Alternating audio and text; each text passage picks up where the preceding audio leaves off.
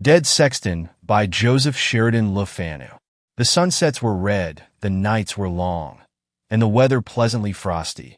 And Christmas, the glorious herald of the new year, was at hand, when an event, still recounted by winter firesides, with a horror made delightful by the mellowing influence of years, occurred in the beautiful little town of Golden Friars and signalized as the scene of its catastrophe. The old and known throughout a wide region of the Northumbrian counties as the George and Dragon. Toby Crook, the sexton, was lying dead in the old coach house in the inn yard.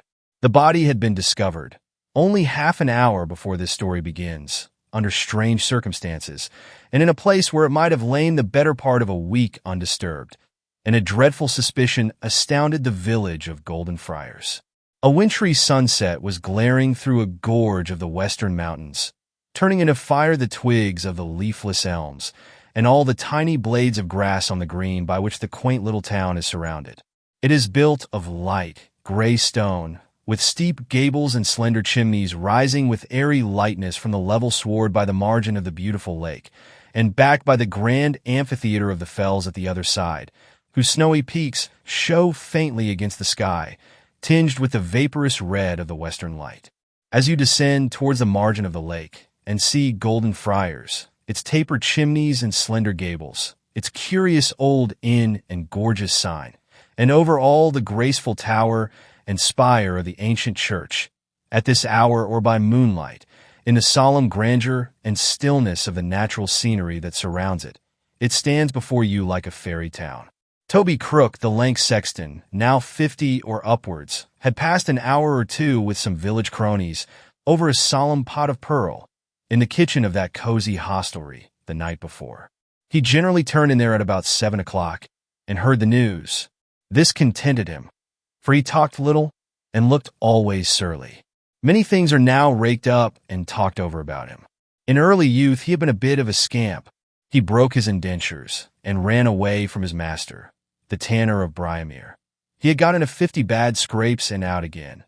And, just as the little world of Golden Friars had come to the conclusion that it would be well for all parties, except, perhaps, himself, and a happy riddance for his afflicted mother, if he were sunk with a gross of quart pots about his neck. In the bottom of the lake in which the gray gables, the elms, and the towering fells of Golden Friars are mirrored, he suddenly returned, a reformed man at the ripe age of 40. For 12 years he had disappeared, and no one knew what had become of him. Then, suddenly, as I say, he reappeared at Golden Friars, a very black and silent man, sedate and orderly. His mother was dead and buried, but the prodigal son was received good-naturedly. The good vicar, Dr. Jenner, reported to his wife, "His hard heart has been softened, dear Dolly. I saw him dry his eyes. Poor fellow, at the sermon yesterday. I don't wonder, Hugh darling. I know the part. There is joy in heaven. I'm sure it was, wasn't it? It was quite beautiful. I almost cried myself." The vicar laughed gently and stooped over her chair and kissed her and patted her cheek fondly. "You think too well of your old man's sermons," he said. "I preach, you see, Dolly, very much to the poor. If they understand me, I am pretty sure everyone else must. And I think that my simple style goes more home to both feelings and conscience. You ought to have told me of his crying before." "You are so eloquent," exclaimed Dolly Jenner. "No one preaches like my man. I have never heard such sermons. Not many, we may be sure, for the good lady had not heard more than 6 from any other divine for the last 20 years. The personages of Golden Friars talked Toby Crook over on his return. Dr. Linkhote said, he must have led a hard life. He had dried in so, and got a good deal of hard muscle, and he rather fancied he had been soldiering. He stood like a soldier, and the mark over his right eye looked like a gunshot. People might wonder how he could have survived a gunshot over the eye. But was not Linkhote a doctor, and an army doctor to boot, when he was young, and who, in Golden Friars, could dispute with him on points of surgery? And I believe the truth is that this mark had been really made by a pistol bullet. Mr. Jarlcott, the attorney, would go bail. He had picked up some sense in his travels. And honest Turnbull, the host of the George and Dragon, said heartily, "We must look out something for him to put his hand to. Now's the time to make a man of him."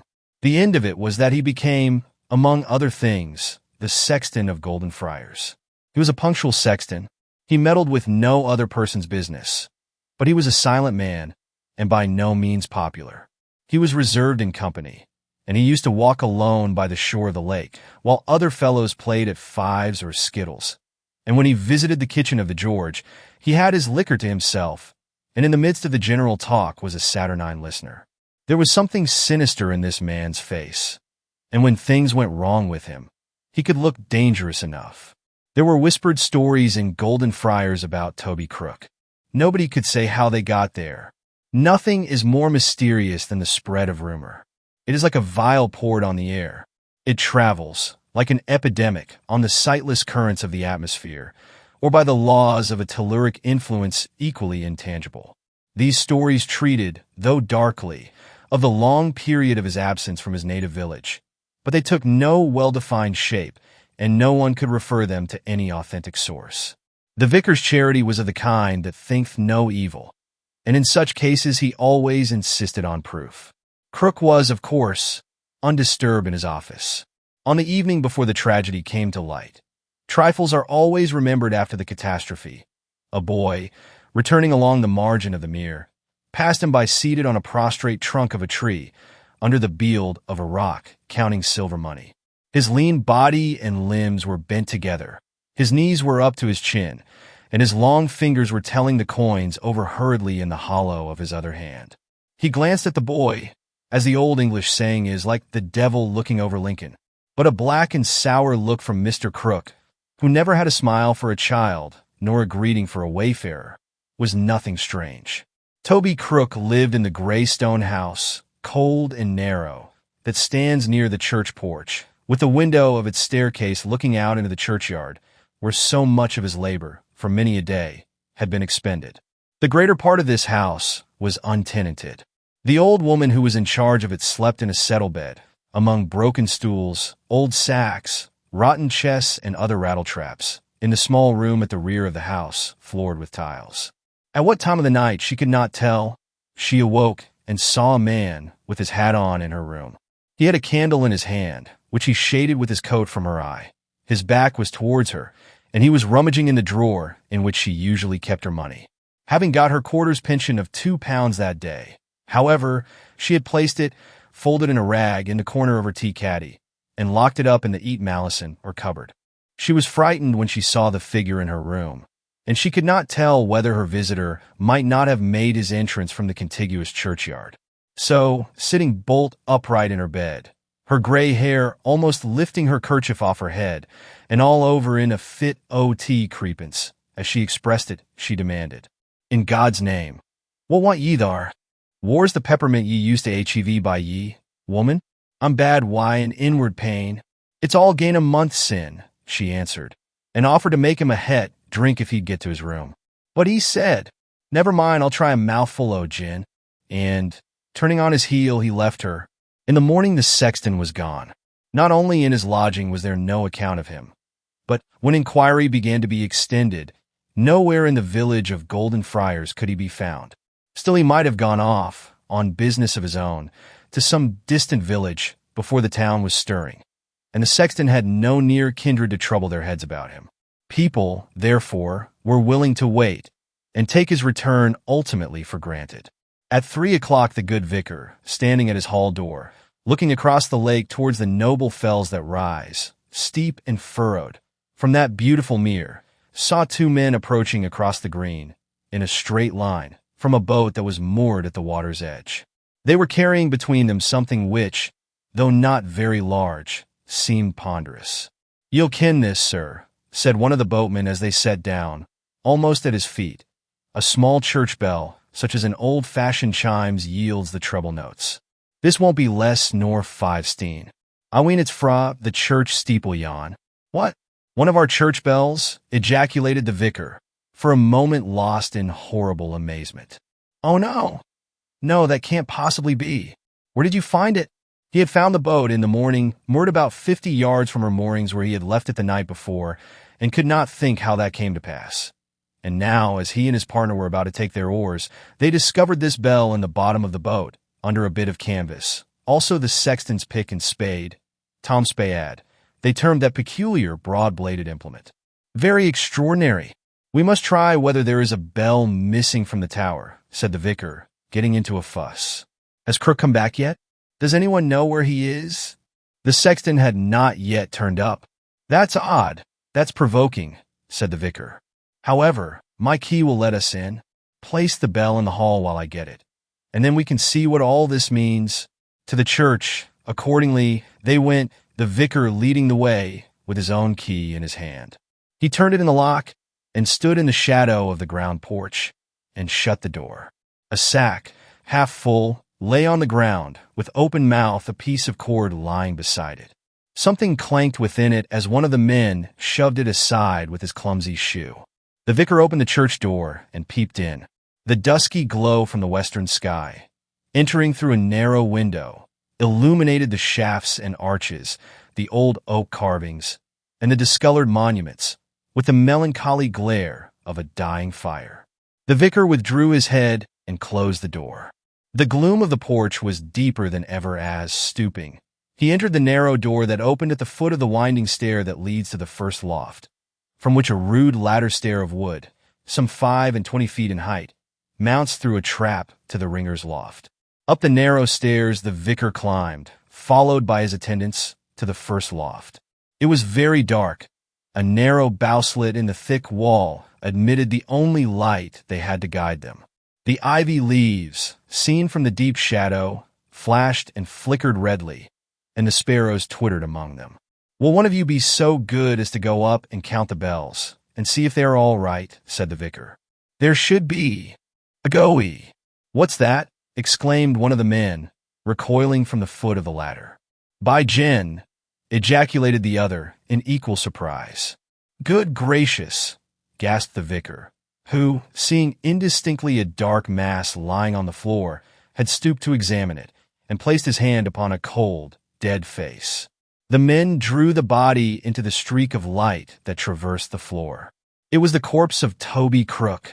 There was a frightful scar across his forehead. The alarm was given. Dr. Lincoat and Mr. Jarlcott and Turnbull of the George and Dragon were on the spot immediately, and many curious and horrified spectators of minor importance. The first thing ascertained was that the man must have been many hours dead. The next was that his skull was fractured across the forehead by an awful blow. The next was that his neck was broken. His hat was found on the floor, where he had probably laid it, with his handkerchief in it. The mystery now began to clear a little, for a bell, one of the chime hung in the tower, was found where it had rolled to, against the wall, with blood and hair on the rim of it, which corresponded with the grisly fracture across the front of his head.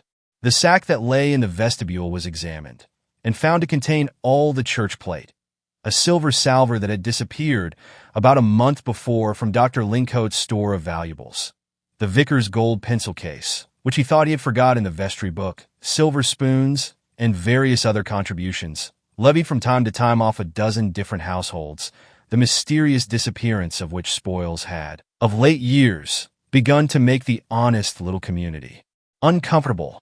2 bells had been taken down from the chime, and now the shrewd part of the assemblage, putting things together, began to comprehend the nefarious plans of the sexton, who lay mangled and dead on the floor of the tower, where only 2 days ago he had told the holy bell to call the good Christians of Golden Friars to worship.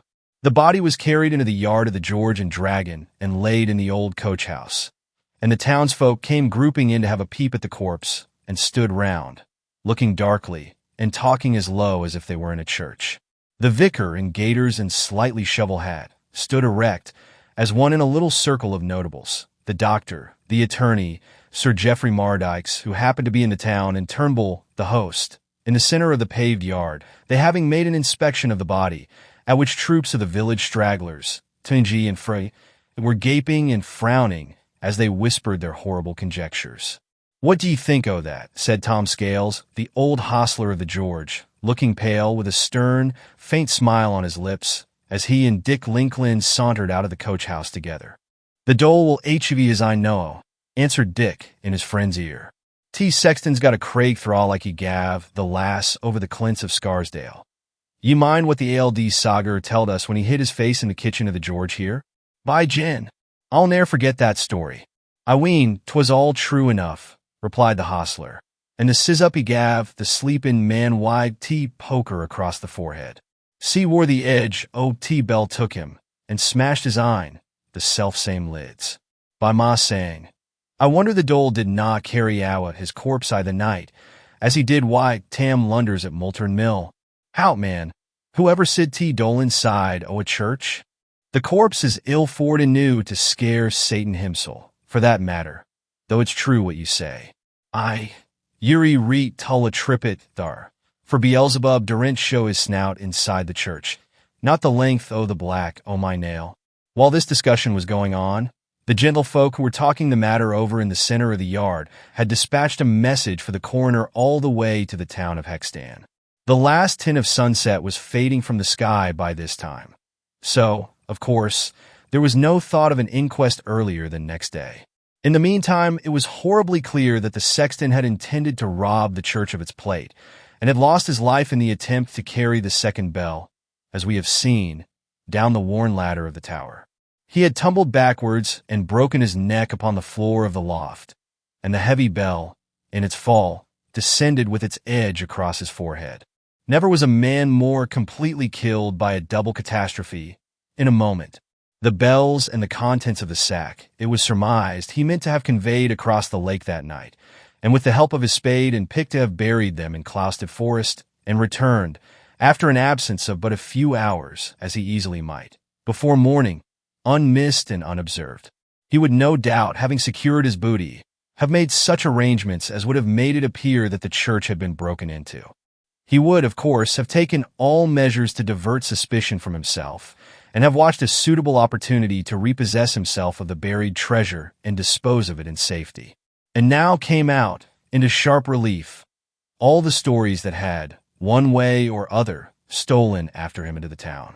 Old Mrs. Pullen fainted when she saw him, and told Dr. Linkhout, after, that she thought he was the highwayman who fired the shot that killed the coachman the night they were robbed on Hounslow Heath. There were the stories also told by the wayfaring old soldier with the wooden leg, and 50 others, up to this more than half disregarded, but which now seized on the popular belief with a startling grasp. The fleeting lights soon expired, and twilight was succeeded by the early night. The inn-yard gradually became quiet, and the dead sexton lay alone, in the dark, on his back, locked up in the old coach-house, the key of which was safe in the pocket of Tom Scales, the trusty old hostler of the George. It was about 8 o'clock, and the hostler, standing alone on the road in the front of the open door of the George and Dragon, had just smoked his pipe out. A bright moon hung in the frosty sky. The fells rose from the opposite edge of the lake like phantom mountains. The air was stirless. Through the boughs and sprays of the leafless elms no sigh or motion, however hushed, was audible. Not a ripple glimmered on the lake, which at one point only reflected the brilliant moon from its dark blue expanse like burnished steel. The road that runs by the inn door, along the margin of the lake, shone dazzlingly white. White as ghosts, among the dark holly and juniper, stood the tall piers of the Vicar's Gate, and their great stone balls, like heads, overlooking the same road, a few hundred yards up the lake, to the left. The early little town of Golden Friars was quiet by this time. Except for the townsfolk who were now collected in the kitchen of the inn itself, no inhabitant was now outside his own threshold. Tom Scales was thinking of turning in. He was beginning to feel a little queer. He was thinking of the sexton, and could not get the fixed features of the dead man out of his head, when he heard the sharp, though distant ring of a horse's hoof upon the frozen road. Tom's instinct apprised him of the approach of a guest to the George and Dragon. His experienced ear told him that the horseman was approaching by the Dardale Road, which, after crossing that wide and dismal moss, passes the southern fells by Dunner Clough, and finally enters the town of Golden Friars by joining the Mardykes Road, at the edge of the lake, close to the gate of the vicar's house. A clump of tall trees stood at this point, but the moon shone full upon the road and cast their shadow backward. The hoofs were plainly coming at a gallop, with a hollow rattle. The horseman was a long time in appearing. Tom wondered how he had heard the sound, so sharply frosty as the air was, so very far away. He was right in his guess. The visitor was coming over the mountainous road from Dardale Moss, and he now saw a horseman who must have turned the corner of the vicar's house at the moment when his eye was wearied. For when he saw him for the first time, he was advancing, in the hazy moonlight, like the shadow of a cavalier, at a gallop, upon the level strip of road that skirts the margin of the mere, between the George and the vicar's piers. The hostler had not long to wonder why the rider pushed his beast at so furious a pace, and how he came to have heard him, as he now calculated, at least 3 miles away. A very few moments sufficed to bring horse and rider to the inn door. It was a powerful black horse, something like the great Irish hunter that figured 100 years ago and would carry 16 stone with ease across country. It would have made a grand charger. Not a hair turned. It snorted, it pawed, it arched its neck, then threw back its ears and down its head, and looked ready to lash, and then to rear, and seemed impatient to be off again, and incapable of standing quiet for a moment. The rider got down, as light as shadow falls. But he was a tall, sinewy figure. He wore a cape or short mantle, a cocked hat, and a pair of jackboots, such as held their ground in some primitive corners of England almost to the close of the last century. "Take him, lad," said he to old Scales. "You need not walk or wisp him. He never sweats or tires. Give him his oats, and let him take his own time to eat them." "House!" cried the stranger, in the old-fashioned form of summons which still lingered, at that time, in out-of-the-way places, in a deep and piercing voice. As Tom Scales led the horse away to the stables, it turned its head towards its master with a short, chill neigh.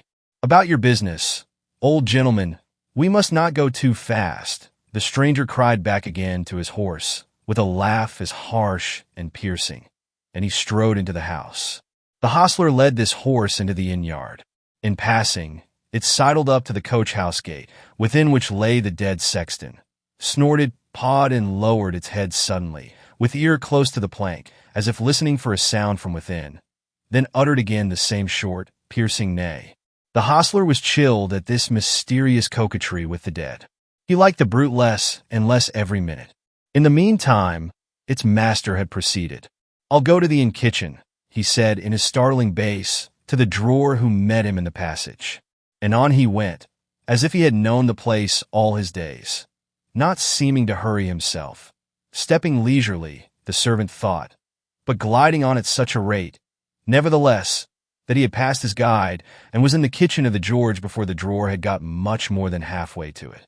A roaring fire of dry wood, peat, and coal lighted up this snug but spacious apartment, flashing on pots and pans and dressers high-piled with pewter plates and dishes, and making the uncertain shadows of the long hanks of onions and many a flitch and ham, depending from the ceiling, dance on its glowing surface. The doctor and the attorney, even Sir Geoffrey Mardyks, did not disdain on this occasion to take chairs and smoke their pipes by the kitchen fire, where they were in the thick of the gossip and discussion excited by the terrible event. The tall stranger entered uninvited. He looked like a gaunt, athletic Spaniard of 40, burned half black in the sun, with a bony, flattened nose. A pair of fierce black eyes were just visible under the edge of his hat, and his mouth seemed divided beneath the mustache by the deep scar of a hare lip. Sir Geoffrey Mardyks and the host of the George, aided by the doctor and the attorney, were discussing and arranging, for the 3rd or 4th time, their theories about the death and the probable plans of Toby Crook, when the stranger entered. The newcomer lifted his hat, with a sort of smile, for a moment from his black head. "What do you call this place, gentlemen?" asked the stranger. "The town of Golden Friars, sir," answered the doctor politely. "The George and Dragon, sir. Anthony Turnbull, at your service," answered mine host, with a solemn bow, at the same moment, so that the two voices went together, as if the doctor and the innkeeper were singing a catch. "The George and the Dragon," repeated the horseman, expanding his long hands over the fire which he had approached. "St. George, King George, the Dragon, the Devil. It is a very grand idol, that outside your door, sir. You catch all sorts of worshippers, courtiers, fanatics, scamps. All's fish, eh? Everybody welcome, provided he drinks like one. Suppose you brew a bowl or two of punch. I'll stand it. How many are we? Here, count, and let us have enough. Gentlemen, I mean to spend the night here. and my horse is in the stable. What holiday, fun, or fair has got so many pleasant faces together? When I last called here, for now I bethink me, I have seen the place before, you all look sad. It was on a Sunday, that dismalest of holidays, and it would have been positively melancholy only that your sexton, that saint upon earth, Mr. Crook, was here. He was looking round, over his shoulder, and added, don't I see him there? Frightened a good deal were some of the company. All gaped in the direction in which, with a nod, he turned his eyes. He's not thar. He can't be thar. We see he's not thar, said Turnbull, as dogmatically as old Joe Willett might have delivered himself, for he did not care that the George should earn the reputation of a haunted house. He's met an accident, sir.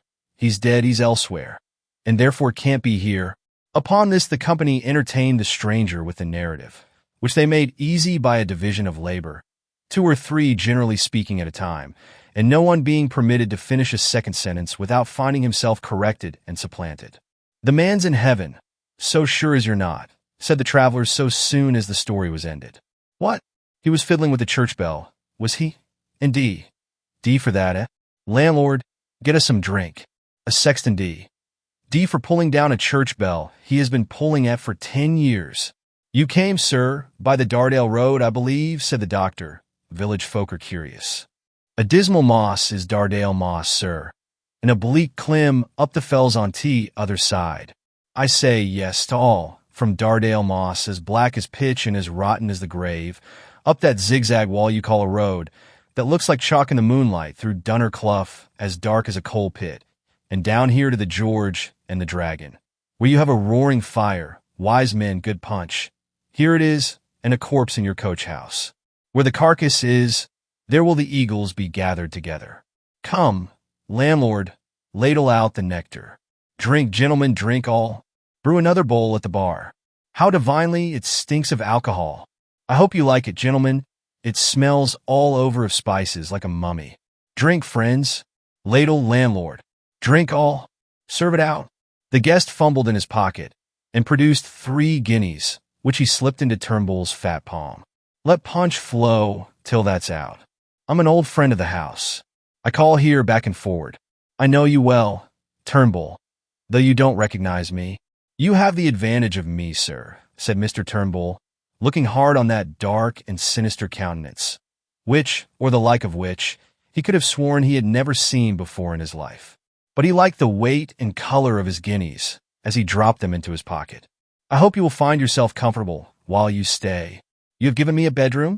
Yes, sir, the cedar chamber. I know it, the very thing. No punch for me. By and by, perhaps? The talk went on, but the stranger had grown silent. He had seated himself on an oak bench by the fire, towards which he extended his feet and hands with seeming enjoyment, his cocked hat being, however, a little over his face. Gradually the company began to thin. Sir Geoffrey Mardykes was the first to go, then some of the humbler townsfolk. The last bowl of punch was on its last legs. The stranger walked into the passage and said to the drawer, Fetch me a lantern. I must see my nag. Light it, hey? That will do. No, you need not come. The gaunt traveler took it from the man's hand and strode along the passage to the door of the stable yard, which he opened and passed out. Tom Scales, standing on the pavement, was looking through the stable window at the horses when the stranger plucked his shirt sleeve. With an inward shock, the hostler found himself alone in presence of the very person he had been thinking of. I say, they tell me you have something to look at in there. He pointed with his thumb at the old coach-house door. Let us have a peep. Tom Scales happened to be at that moment in a state of mind highly favorable to anyone in search of a submissive instrument. He was in great perplexity and even perturbation. He suffered the stranger to lead him to the coach-house gate. You must come in and hold the lantern, said he. I'll pay you handsomely. The old hostler applied his key and removed the padlock. What are you afraid of? Step in and throw the light on his face, said the stranger grimly. Throw open the lantern. Stand there. Stoop over him a little. He won't bite you. Steady, or you may pass the night with him. In the meantime, the company at the George had dispersed, and shortly after, Anthony Turnbull, who, like a good landlord, was always last in bed and first up in his house, was taking alone his last look round the kitchen before making his final visit to the stable yard, when Tom's scales tottered into the kitchen, looking like death, his hair standing upright. And he sat down on an oak chair, all in a tremble, wiped his forehead with his hand, and instead of speaking, heaved a great sigh or two. It was not till after he had swallowed a dram of brandy that he found his voice, and said, "We've the dole himsel in tea house. By gin, ye'd best send FOT, sir," the clergyman.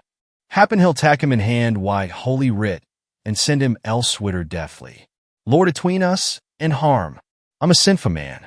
I tell ye, Mr. Turnbull, I dar and stop in tea George tonight under the same roof. Why him? You mean the Arabian-owned, black-faced lad? Why, the Brocken Neb? Why, that's a gentleman, why, a pocket full o' guineas, man, and a horse worth 50 pounds. That horse is no better nor his rider. The nags that were in the stable, why him, they all tucked the creepence, and sweated like rain down a thack. I tucked them all out o' that away from him, into the hack stable, and I thought I could never get them past him. But that's not all. When I was keeking in a tea window at the nags, he comes behint me and claps his claw on my shoulder, and he gars me gang why him, and opened the 80 coach house door, and had the candle for him, till he perked into the deed man't face. And as God's my judge, I sid the corpse open its eyes and work its mouth, like a man smoorin' and striven to talk. I couldn't move or say a word, though I felt my hair rising on my head. But at lang last I do ye yellick, and say I, "La, what is that?" And he himsel looked round on me, like the devil he is, and why a skirl o' a laugh, he strikes the lantern out o' my hand. When I come to myself, we were outside the coach house door. The moon was shining in, and I could see the corpse stretched on the table where we left it. And he kicked the door to why a purr o' his foot. "Lock it," says he, and so I did. "And here's the key for ye. Tack it yoursel, sir." He offered me money. He said he'd mak me a rich man if I'd sell him the corpse, and help him out o' Wyatt. How, man? What could he want o' corpse? He's not doctor, to do with that lids. He was ta keen to rise out o' ye, lad, said Turnbull. Nah, he wants the corpse. There's summat you and me can't tell he wants to do why, and he'd liefer get it why sin and thievin', and the damage of my soul. He's one of them frightens a boo or a dobbies off Dardale Moss. That's always a stir why the like after nightfall. Unless, Lord save us, he be the dole himsel. War is he no? Asked the landlord, who was growing uncomfortable. He spanged up the back stair to his room. I wonder you didn't hear him tramp in like a wild horse. And he clapped his door that the house shook again. But Lord knows war he is no. Let us gang ours up to the vicar's, and gone him come down and talk why him. Hoity-toity, man. You're too easy scared, said the landlord, pale enough by this time. 'Twould be a fine thing, truly, to send abroad that the house was haunted by the dole himsel. Why, 'twould be the ruin o' the George. You're sure you locked the door on the corpse? I, sir, sartain. Come why me, Tom. We'll gi a last look round the yard. So, side by side, with many a jealous look right and left, and over their shoulders, they went in silence. On entering the old-fashioned quadrangle, surrounded by stables and other offices, built in the antique cage-work fashion, they stopped for a while under the shadow of the engable, and looked round the yard and listened. All was silent, nothing stirring. The stable lantern was lighted, and with it in his hand, Tony Turnbull, holding Tom Scales by the shoulder, advanced. He hauled Tom after him for a step or two, then stood still and shoved him before him for a step or two more, and thus cautiously, as a pair of skirmishers under fire, they approached the coach house door. "There, ye see, all safe," whispered Tom, pointing to the lock which hung, distinct in the moonlight, in its place. "Come back, I say." "Come on, say I," retorted the landlord valorously. It would never do to allow any tricks to be played with the chap in there. He pointed to the coach house door. "The coroner here in the morning, and never a corpse to sit on." He unlocked the padlock with these words, having handed the lantern to Tom. "Here, keck in, Tom," he continued. "Ye hev the lantern, and see if all's as ye left it." "Not me, nah, not for the George and a that's in it," said Tom, with a shudder, sternly, as he took a step backward. What are ye afraid on?" "Jah me the lantern. It is all one. I will." And cautiously, little by little, he opened the door, and holding the lantern over his head in the narrow slit, he peeped in, frowning and pale, with one eye, as if he expected something to fly in his face. He closed the door without speaking and locked it again. As safe as a thief in a mill, he whispered with a nod to his companion. And at that moment a harsh laugh overhead broke the silence startlingly and set all the poultry in the yard gabbling. "Thar he be," said Tom, clutching the landlord's arm. "In the window see." The window of the cedar room, up 2 pair of stairs, was open, and in the shadow a darker outline was visible of a man, with his elbows on the window stone, looking down upon them. "Look at his eyes, like 2 live coals," gasped Tom. The landlord could not see all this so sharply, being confused and not so long-sighted as Tom. "Time, sir," called Tony Turnbull, turning cold as he thought he saw a pair of eyes shining down redly at him. "Time for honest folk to be in their beds and asleep." "As sound as your sexton," said the jeering voice from above. "Come out of this," whispered the landlord fiercely to his hostler, plucking him hard by the sleeve. They got into the house and shut the door. "I wish we were shot of him," said the landlord with something like a groan, as he leaned against the wall of the passage. "I'll sit up, anyhow. And Tom, you'll sit by me. Come into the gun room. No one shall steal the dead man out of my yard while I can draw a trigger." The gun room in the George is about 12 feet square. It projects into the stable yard and commands a full view of the old coach house, and, through a narrow side window, a flanking view of the back door of the inn, through which the yard is reached. Tony Turnbull took down the blunderbuss, which was the great ordnance of the house, and loaded it with a stiff charge of pistol bullets. He put on a great coat which hung there, and was his covering when he went out at night to shoot wild ducks. Tom made himself comfortable likewise. They then sat down at the window, which was open, looking into the yard, the opposite side of which was white in the brilliant moonlight.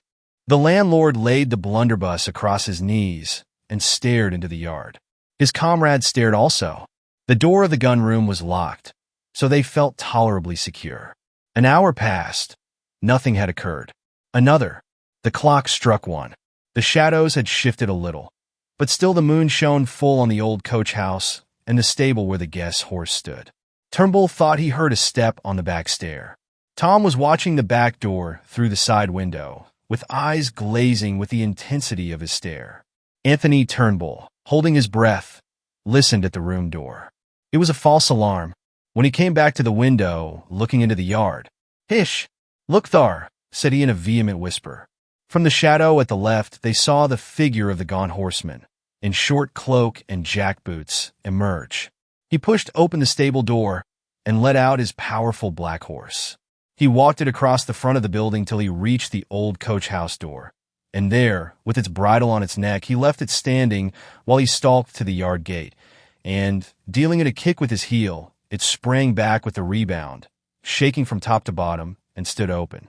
The stranger returned to the side of his horse, and the door which secured the corpse of the dead sexton seemed to swing slowly open of itself as he entered, and returned with the corpse in his arms, and swung it across the shoulders of the horse, and instantly sprang into the saddle. "Fire!"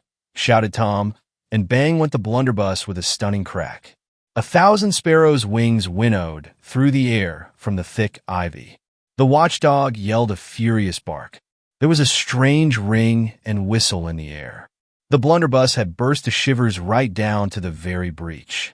The recoil rolled the innkeeper upon his back on the floor, and Tom Scales was flung against the side of the recess of the window, which had saved him from a tumble as violent.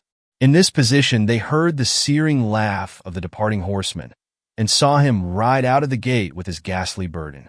Perhaps some of my readers, like myself, have heard this story told by Roger Turnbull, now host of the George and Dragon, the grandson of the very Tony who then swayed the spigot and keys of that inn, in the identical kitchen of which the fiend treated so many of the neighbors to punch. What infernal object was subserved by the possession of the dead villain's body, I have not learned, but a very curious story, in which a vampire resuscitation of Crook the Sexton figures, may throw a light upon this part of the tale. The result of Turnbull's shot at the disappearing fiend certainly justifies old Andrew Moreton's dictum, which is thus expressed in his curious history of apparitions.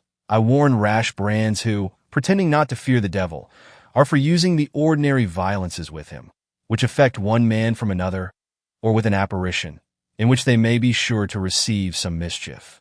I knew one fired a gun at an apparition, and the gun burst in 100 pieces in his hand. Another struck at an apparition with a sword, and broke his sword in pieces, and wounded his hand grievously.